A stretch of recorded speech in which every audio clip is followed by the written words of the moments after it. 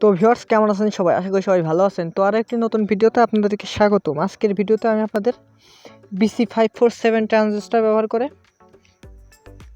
12 volt থেকে 5 volt output দেয় এমন সার্কিট তৈরি করে দেখাবো। তো যারা এখনও গ্যাজেট মেকিং বাংলা ইউটিউব চ্যানেলটিকে সাবস্ক্রাইব করেননি অবশ্যই চ্যানেলটিকে সাবস্ক্রাইব করবেন, এবং যারা চ্যানেলটিকে আগে থেকে সাবস্ক্রাইব করেছেন তাদেরকে অসংখ্য ধন্যবাদ।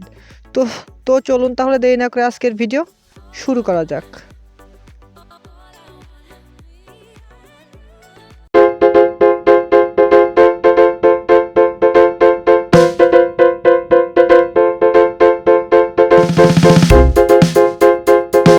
তো সেজন্য আমাদের প্রয়োজন BC547 একটি ট্রানজিস্টর, যেটি আপনারা ইলেকট্রনিক্স মার্কেটে খুঁজলে অবশ্যই যে কোনো ইলেকট্রনিক্স মার্কেটে পেয়ে যাবেন, যেটির মূল্য 5 থেকে 7 টাকা, এবং প্রয়োজন 100কে দুটি রেজিস্টার। তো 100কে দুটি রেজিস্টার প্রয়োজন, এটি ছিল আমাদের মূল উপকরণ।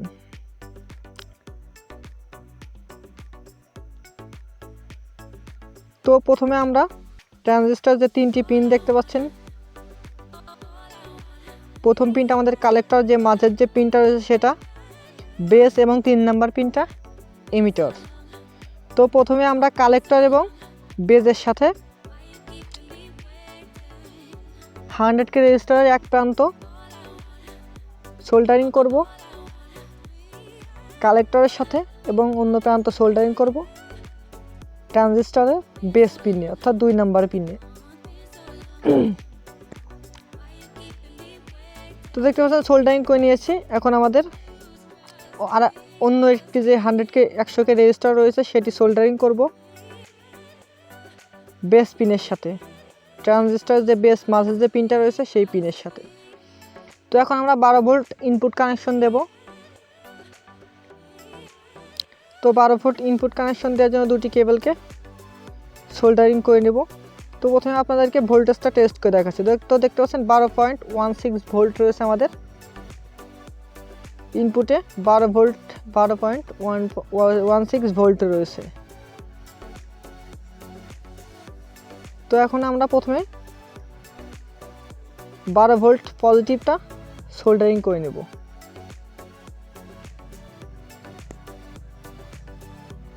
তো দেখতে পাচ্ছেন 12 ভোল্ট পজিটিভটা সোল্ডারিং করে নিয়েছি ট্রানজিস্টরের কালেক্টরের সাথে।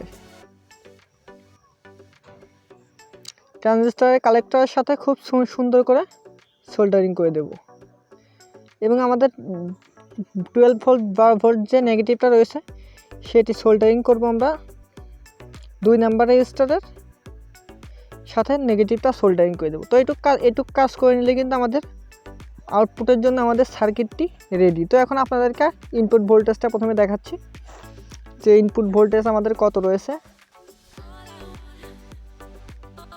তো দেখতে পাচ্ছেন আমাদের ইনপুট ভোল্টেজ রয়েছে 12.16 ভোল্ট, এবং আউটপুট ভোল্টেজটা দেখুন আপনারা। সেজন্য আমাদের তো আউটপুট ভোল্টেজটা দেখুন 4.20 আপ ডাউন করছে, যেহেতু আমাদের মাল্টিমিটারটা ভালোভাবে ধরলে কিন্তু এটি আর আপ ডাউন করে না, এটি স্থির থাকবে। তো 5.66 ভোল্ট দেখতে পাচ্ছেন আপনারা। তো খুব সহজেই BC547 ট্রানজিস্টরের সাহায্যে আমরা তৈরি করে নিলাম 5 volt output, 5.54 volt output circuit, যেটির সাহায্যে আপনারা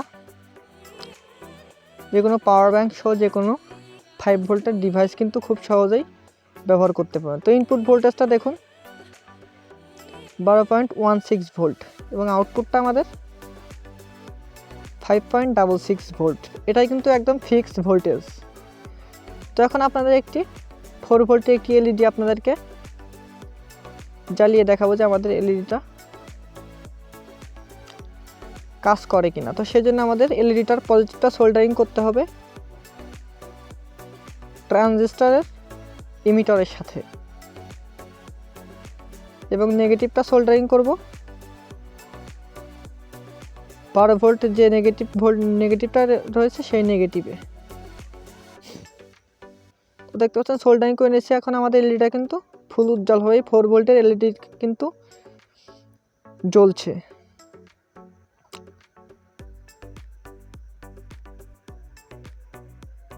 তো আপনাদেরকে এখন এলইডিটা আউটপুট ভোল্টেজটা দেখাই, যেহেতু এলইডিটা জ্বলছে আমাদের আউটপুট ভোল্টেজটা এখন আপনারা দেখুন। আউটপুট ভোল্টেজ কিন্তু এখন যেহেতু আমার এলইডিটা জ্বলছে সেজন্য 2.69 দেখাচ্ছে এবং ইনপুট ভোল্টেজটারও কিন্তু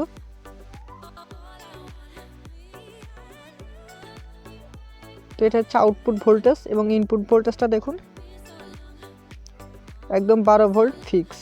তো এই ছিল আজকের মূল ভিডিও। ধন্যবাদ সবাইকে ভিডিওটি শেষ পর্যন্ত দেখার জন্য। ভিডিও ভালো লাগলে অবশ্যই লাইক, কমেন্ট এবং শেয়ার করবেন। কমেন্টে আপনাদের মূল্যবান মতামত জানাতে পারেন, আপনাদের প্রশ্নের উত্তর দেওয়ার চেষ্টা করব। ধন্যবাদ সবাইকে ভিডিওটি দেখার জন্য।